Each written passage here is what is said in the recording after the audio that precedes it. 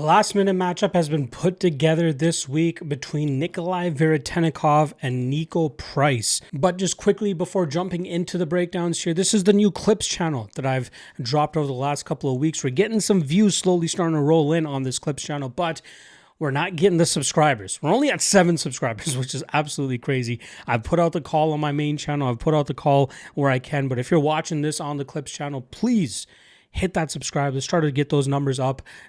Would love to break even 100 subscribers on this channel, but I know a lot of people love watching individual fight breakdowns. That's what this clip channel is for, so hit that subscribe if you haven't already. Now, Veretennikov was originally stepping in to fight Jose Enrique Souza, who is going to be making his UFC debut.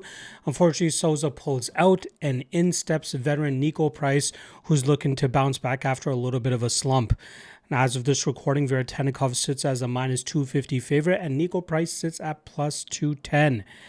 Now, starting off on the Veretennikov side of things, he is now 1-3 in the UFC with his one lone win coming by split decision against Francisco Prado.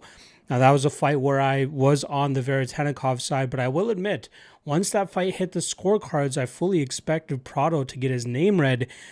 Luckily for me, Veretennikov and the bounce ends up going my way, and he was able to get the win.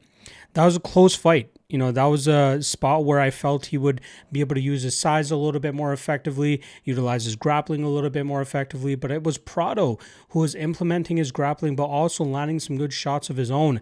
That fight was pretty much split down the middle once it came to the end.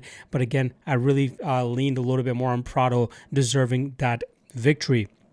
Veretennikov is well-rounded, he's tough, but he's not the best and maybe not even UFC level. He can land good damage when he needs to, but his cardio is a big liability, as well as his takedown defense, which has often bitten him in the ass, specifically last time around as he came up short against Punahele Soriano, who I believe landed 4 takedowns, but also accrued over 13 and a half minutes of control time in a 15-minute matchup.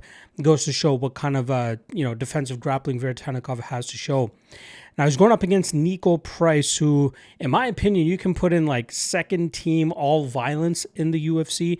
It's often his fights are filled with blood and cuts and just absolute chaos. And he's a guy that I used to lean on for unders earlier on in his career, but it seems like he's a little bit more confident and fine with going to the scorecards if that's what's required of him. His last win came a year and a half ago when he defeated somebody else fighting on this card, Alex Morono, and that was a rematch of a fight where the first time Morono seemed to dominate Price, but then Price caught him with a big shot and got him out of there. But then the second time around, Price made it look good, pretty much dominated Morono throughout that matchup with good takedown defense, landing more damage, and showcasing better cardio as well. He has some sneaky power in his shots that I think a lot of people are kind of overlooking, and then he also has a sneaky front choke game given that long, lanky frame that he brings to the table.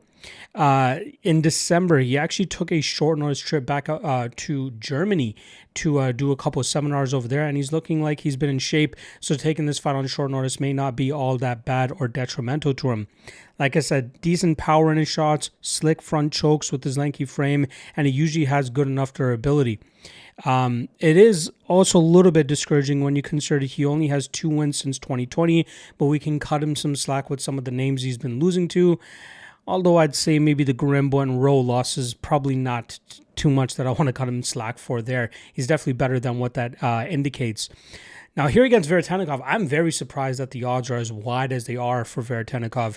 I don't know if people just see all the red on the Price side of things or think that he's aging and he's just this veteran that's just going to crack under pressure. But Veretennikov doesn't really bring much confidence either. Sure, he looked decent against Danny Barlow, who's no longer in the UFC. But if Price wants to take a grapple-heavy approach, I have no doubt that he can grind Veretennikov out with that style. If Veretennikov wants to try to grind Price out, I think he'll struggle to maintain dominant position, and he'll often be eating bigger shots from Price. I think Price can stay more active. I think Price can land more damage, and I think Price will be the better fighter down the stretch. So again, I'm not completely understanding what the big love around Veretennikov is. Maybe the short notice aspect of this, which again, he's the one taking this fight on short notice as well.